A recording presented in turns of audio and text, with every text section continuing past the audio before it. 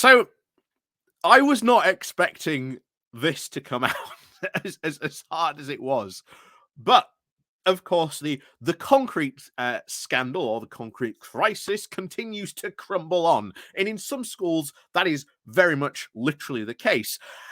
But I'll try not to let those jokes set too much. But who is the National Audit Office? Well, the National Audit Office is a function of our government. It says, the government is spending stuff. This is where it's spending stuff. This is where it is failing to do stuff, etc. It's not the most, shall we say, sexiest of public officers. And they are publicly, they come out and say, we are non-partisan. We do not take any pot shots or anything like that. So, and I would challenge people, don't look it up. Do you know who is actually the head of the National Audit Office?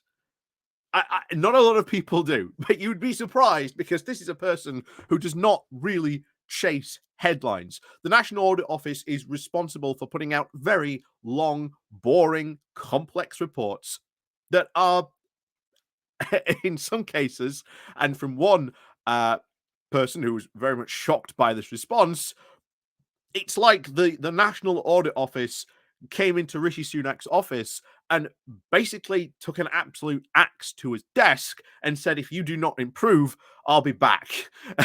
To be honest, that's the level of shock this statement by the head of this office has solicited. So we're going to go through a bit of what was in the Times on this, because it is and does read like, well, like what we've been saying for a long, long time, that the Tories have not been interested in doing any long-term policy, only in short-term wins.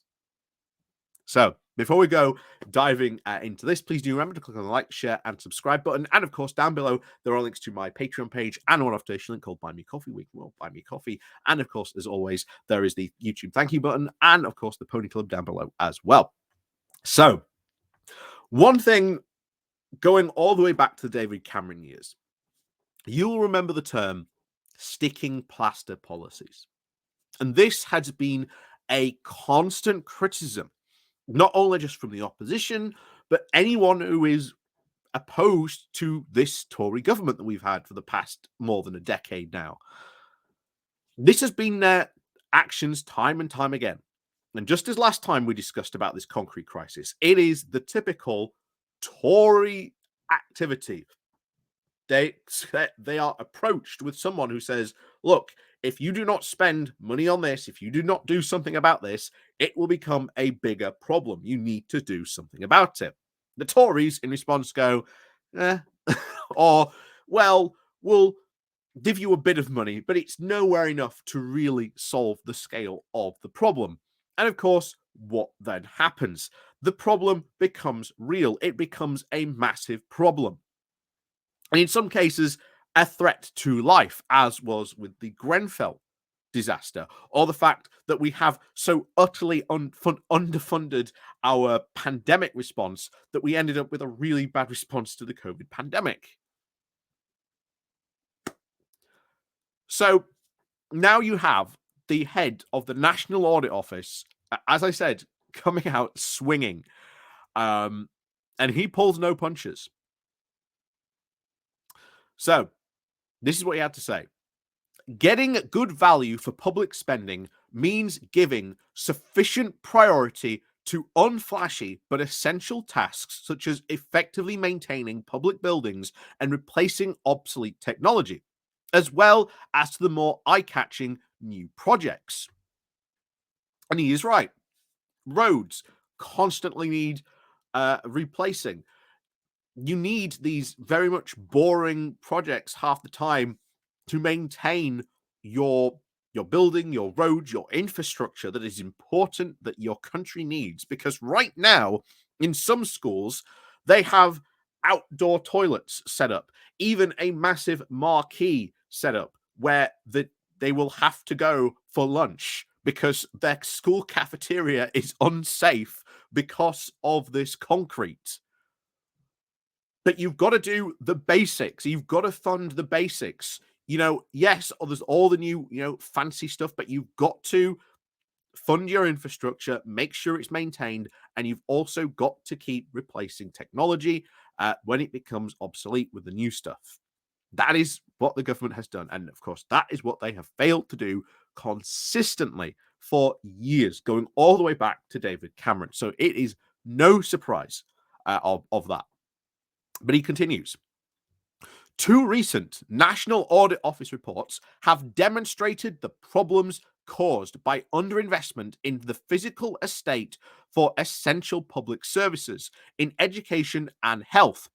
In June, we reported on the condition of the school buildings, concluding that the following years of underinvestment in the estate's overall condition is declining, and about 700,000 pupils are learning in schools that are responsible body for the Department for Education believes needs major rebuilding or refurbishment.